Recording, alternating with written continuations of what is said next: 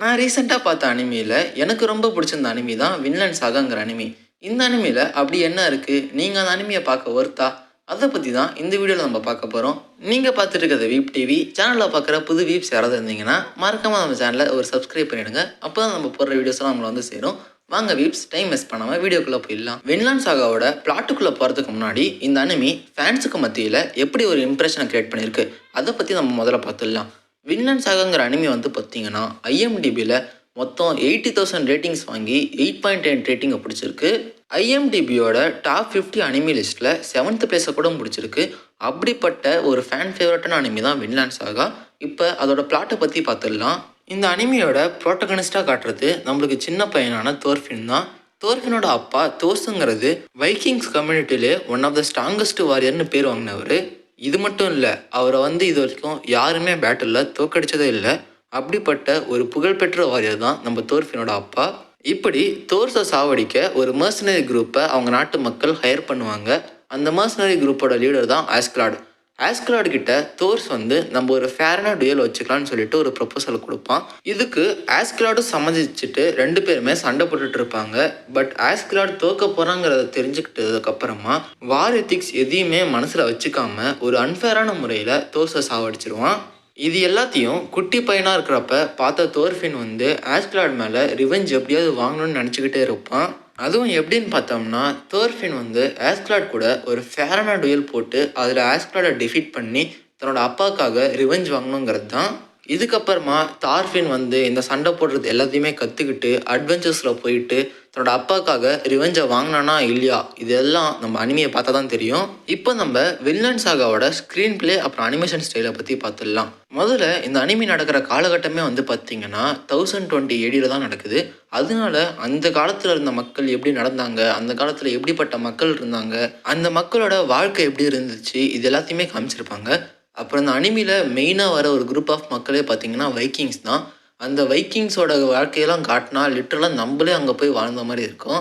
இது மட்டும் இல்லாமல் அந்த வைக்கிங்ஸ் மக்கள் வாழ்ந்த காலகட்டத்தில் ரொம்பவே அதிகமாக இருந்த ஸ்லேவ் ட்ரேடரி, ஸ்லேவரி, அப்புறமா சண்டை, போர், அந்த சண்டையில் வர வைலன்ஸ், ப்ரூட்டாலிட்டி, இது எல்லாமே ரொம்பவே ஜாஸ்தியாக காமிச்சிருப்பாங்க. இந்த அனிமியோட கோர் பாட்டாகவே இந்த சண்டை, ரத்த வெறி இது மாதிரி தான் இருக்கும்.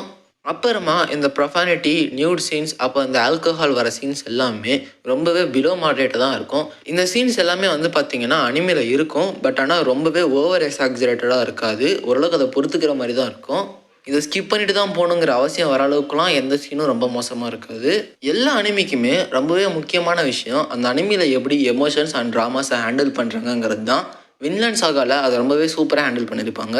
இதையும் நான் இப்படி சொல்கிறேன்னு பார்த்தீங்கன்னா, அனிமியோட ஸ்டார்டிங்கிலே தோர்ஃபின் வந்து அவங்க அப்பாவுக்கு ரிவெஞ்ச் வாங்கணுங்கிற ஒரு எமோஷனில் தான் போவான்.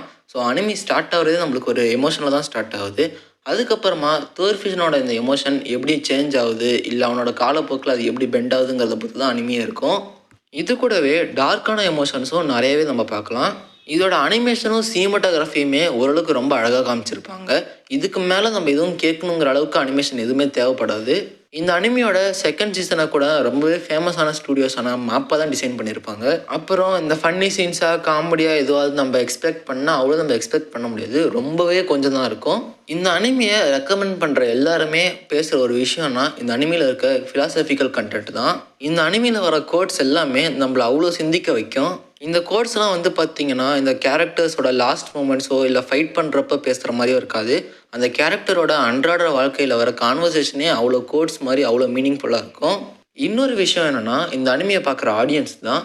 மற்ற ஆடியன்ஸ் எல்லாருமே எப்படி எதிர்பார்ப்பாங்கன்னா, இந்த கேரக்டர்ஸ் வந்து சண்டை போடுறப்ப பேசுகிற சில டைலாக்ஸோ இல்லை அவங்களோட கடைசி தருணத்தில் பேசுகிற சில டைலாக்ஸோ இதெல்லாம் தான் புல்லரிக்கிற மாதிரி இருக்குன்னு எதிர்பார்ப்பாங்க. ஆனால் வின்லேண்ட் சாகாவில் வரது பார்த்திங்கன்னா அன்றாட கான்வர்சேஷன்லையுமே அவ்வளோ பிலாசபிக்கலாக இருக்கும். அதை யாரும் ஆடியன்ஸ் வந்து அவ்வளோ டைம் கொடுத்து யோசிக்கிறது இல்லை. சீசன் 2 அனிமி வந்து கொஞ்சம் கம்மியாக ரேட்டிங் வாங்கிறதுக்கான காரணமே இதுதான். இந்த அனிமியோட ஃபர்ஸ்ட் சீசனில் வந்து பார்த்திங்கன்னா ஒரு எபிசோடு 9.9 ரேட்டிங் வாங்கியிருக்கும். இது வந்து மற்ற அனிமியால் இந்த ஃபீட்டை அச்சீவ் பண்ண முடியுமான்னு கேட்டிங்கன்னா அது ரொம்பவே கஷ்டம். இந்த அனிமியில் வர ஒரு இன்ட்ரெஸ்டிங்கான ஃபேக்ட் என்னென்னா, இந்த அனிமியோட முக்கிய புள்ளி கேரக்டர்ஸான தோர்ஃபின், கனுட்டெல்லாம் வந்து பார்த்திங்கன்னா ரியல் லைஃப்லேயும் அந்த 1020s காலகட்டத்தில் வாழ்ந்த மக்கள் தான். அவங்க பண்ண விஷயங்க, அவங்க என்னத்தெல்லாம் அச்சீவ் பண்ணாங்களோ அதுக்கு சிமிலராக தான் நம்மளுக்கு அனிமிலையும் அவங்க அச்சீவ் பண்ண மாதிரி காமிச்சிருப்பாங்க. இதுக்கு அடுத்ததாக இந்த அனிமியை எப்படி பார்த்தா நல்ல பெஸ்ட் எக்ஸ்பீரியன்ஸ் கிடைக்குங்கிறத பற்றி பார்க்கலாம். வின்லாண்ட் சாகால மொத்தம் 48 எபிசோடு தான் இருக்குது. சீசன் 1ல் 24 எபிசோடு, அப்புறம் சீசன் 2ல் 24 எபிசோட். இதில் வந்து பார்த்தீங்கன்னா ஃபில்லர் சுத்தமாக எதுவுமே இருக்காது. அனிமியும் சரி மாங்காவும் சரி இன்னும் கரண்ட்லி ஆன்கோயிங்காக தான் இருக்குது. மாங்கா எப்போ முடியும்னு எதிர்பார்த்தா மேபி இன்னும் ஒரு 2 வருஷத்தில் முடிஞ்சிடும்னு எக்ஸ்பெக்ட் பண்ணிகிட்டு இருக்காங்க. அனிமிக்கு இன்னும் எவ்வளோ நாள் ஆகும்னு தெரியல. இந்த அனிமியை நம்ம எங்கெல்லாம் பார்க்கலான்னு பார்த்தீங்கன்னா கிரன்ச்சி ரோலில் ஃப்ரீயாகவே பார்க்கலாம், நெட்ஃப்ளிக்ஸில் சப்ஸ்கிரிப்ஷன் இருந்தால் பார்க்கலாம், அப்புறம் அமேசான் ப்ரைம், உங்ககிட்ட டெலகிராம் இருந்தால் அதுலேயும் பார்க்கலாம், இல்லைனா நம்ம எல்லாரும் பார்க்குற ஒரு சோர்ஸான ஹாய் அனிமிலையும் பார்க்கலாம். இந்த அனிமி எப்படிப்பட்ட ஆடியன்ஸுக்குன்னு பார்த்தீங்கன்னா உங்களால் ரஃப் அண்ட் டஃப்பாக ஒரு நல்ல டார்க்கான அனிமியை பார்க்க முடியும், இல்லை வார் போர் இதெல்லாம் கலந்த அனிமியை பார்க்க முடியும்னா இந்த அனிமி நீங்கள் தாராளமாக பார்க்கலாம். இந்த அனிமி வந்து பார்த்தீங்கன்னா ஃபிலாசபிக்கலாகவும் நம்மளை ரொம்பவே திங்க் பண்ண வைக்கும். அப்படி உங்களுக்கு ஏதாவது அனிமி வேணும்னா நீங்கள் இதை தாராளமாக பார்க்கலாம். நீங்கள் ஏதாவது சும்மா போர் அடிக்குது அதுக்கு அனிமி பார்க்க போகிறோன்னா இந்த அனிமியை உங்களுக்கு அவ்வளோ ரெக்கமெண்ட் பண்ண முடியாது. மேபி இந்த லிஸ்ட்டில் சொன்ன கேரக்டர்ஸ்லாம் உங்ககிட்ட இருந்துச்சுன்னா நீங்கள் இந்த அனிமியை பார்க்கலாம், உங்களுக்கு அது சூட் ஆகும். இல்லைனா இந்த அனிமி அவ்வளோ இன்ட்ரெஸ்ட்டாக இருக்க மாதிரி நீங்கள் ஃபைன் பண்ண மாட்டீங்க. மேபி உங்களுக்கு இந்த வீடியோ பார்த்து அனிமி பார்க்க இன்ட்ரெஸ்ட் இருந்துச்சுன்னா மறக்காமல் அந்த அனிமியை செக் அவுட் பண்ணி பாருங்கள். அதே மாதிரி நம்ம கமெண்ட்லேயும் அதை போடுங்க. அந்த அனிமி பார்த்ததை நீங்கள் எப்பயுமே ரெக்ரெட் பண்ண மாட்டீங்க. இதுக்கு அடுத்ததாக என்னோடய பர்சனல் ரேட்டிங் வந்து பார்த்தீங்கன்னா 10க்கு 9.1 கொடுப்பேன். இந்த 0.9 பாயிண்ட்ஸ் கம்மி பண்ணுறதுக்கு மொத்தம் 2 ரீசன்ஸ் இருக்குது.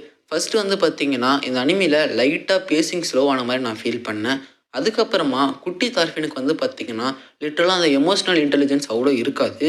சில இடத்துல வந்து பார்த்திங்கன்னா அவன் இல்லாஜிக்கலாக கொஞ்சம் பைத்தியக்காரத்தனமாக நடந்துகிட்டு இருப்பான். இந்த செகண்ட் பாயிண்ட்டு மொத்தமாகவே என்னோடய பெர்ஸ்பெக்டிவ் தான். ஃபஸ்ட்டு பாயிண்ட் வந்து பார்த்திங்கன்னா ஜென்ரலைஸாக எல்லா ஆடியன்ஸுமே சொன்ன ஒரு விஷயம். அதே மாதிரி நீங்கள் யாராவது வின்லாண்ட் சாகாவை முன்னாடியே பார்த்துருந்தா உங்களோட ரேட்டிங்கையும் நம்ம கமெண்ட்டில் போடுங்க. அடுத்த வீடியோவில் அவங்க பார்க்குற வரைக்கும் டாடா பை பாய்.